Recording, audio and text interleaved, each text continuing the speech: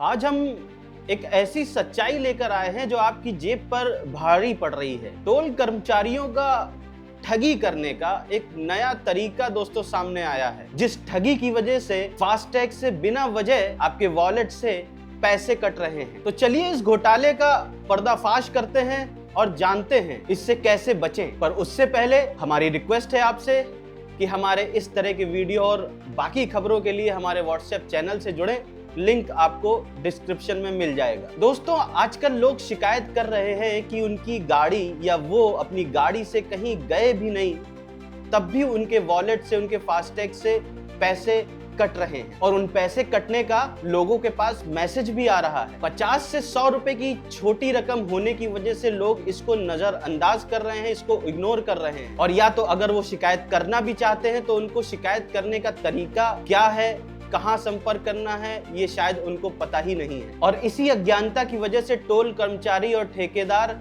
इस चीज का मौका उठाते हुए लोगों के साथ स्कैम कर रहे हैं। मेरे साथ भी यही हुआ दोस्तों। मेरे फास्टैग से पैसा कट गया और मेरी गाड़ी मेरे घर पे थी। मेरे पास मैसेज आया कि आपके 40 रुपए XYZ टोल पे कट गए। पर ये सवाल उठता है कि कैसे कटे। पर जब मैंने पड़ताल करी, मैंने जांच करी, तो मुझे पता चला कि टोल कर्मचारियों के पास एक ऑप्शन होता है। अगर फास्टैग स्कैन नहीं होता है तो ये जो टोल के कर्मचारी हैं मैनुअली तरीके से नंबर डाल देते हैं, जिस वजह से उस फास्टैग से जो भी अकाउंट लिंक है उससे पैसा कट जाता है। पर अब सवाल उठता है कि ये कर्मचारी ऐसा क्यों करते हैं। कई बार ये कर्मचारी नेताओं, अधिकारियों और गुंडों की गाड़ी को टोल से निकालने के, बैरियर से निकालने के लिए ये किसी भी बेकसूर इंसान की गाड़ी का नंबर ऐसे ही डाल देते हैं। इससे ठेकेदार का नुकसान नहीं होता, लेकिन वो लोग जो वहां पर मौजूद ही नहीं थे, उनकी गाड़ी वहां से निकली ही नहीं थी, उनकी जेब पर भारी पड़ जाता है। और तो और ये लोग जब कोई गाड़ी टोल से निकलती है तो उसका नंबर नोट कर लेते हैं, क्योंकि उस गाड़ी का जो वॉलेट है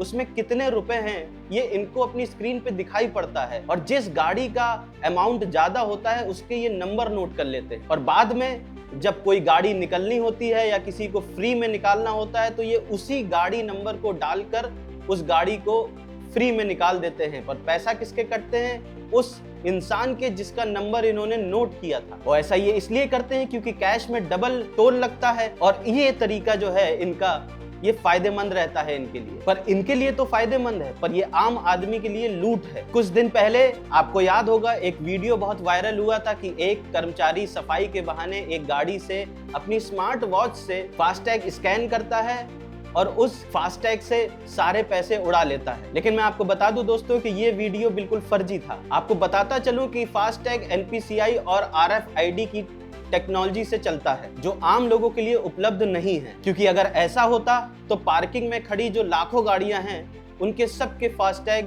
के जो पैसे हैं वो सब गायब हो जाते। तो आपको डरना नहीं है, आपको सावधान रहना है, क्योंकि मेरे साथ भी यही हुआ। एक दिन टोल कटने का मैसेज आया और वो मैसेज तब आया जब मैं घर पर था। जब मैंने शिकायत करी तो मुझे पता चला किसी ने मेरा नंबर मैनुअली डाला था, जिसकी वजह से मेरा टोल कट गया। मैंने ईमेल लिखे, फॉलो अप किया और लगभग 2 महीने बाद मेरा जो पैसा कटा था वो वापस रिफंड हो गया। और यही एक सवाल उठता है कि क्या टोल सिस्टम इतना कमजोर है? सरकार और NHAI ने फास्टैग की सुविधा दी, लोगों के लिए कुछ आसानी हुई, लेकिन इसकी जो खामियां हैं वो ठगों के लिए मौका बन गई। कैमरे और बॉडी कैमरे की तो दूर की बात है, ये जो मैनुअल एंट्री हो रही है यही ठगी को बढ़ावा दे रही है। ये जो फास्टैग की जो सुविधा है, क्या ये ट्रांसपेरेंसी लाने में असफल हुई है? इसका जवाब आप हमें कमेंट पे जरूर दें। और अगर आपके साथ भी ऐसा हुआ है तो आप हिम्मत मत हारें। सबसे पहले 1033 टोल फ्री नंबर पे कॉल करें, अपनी शिकायत दर्ज करें, या etc.nodal@ihmlc.com पर शिकायत दर्ज करें। जो आपका फास्टैग प्रोवाइडर है यानी कि बैंक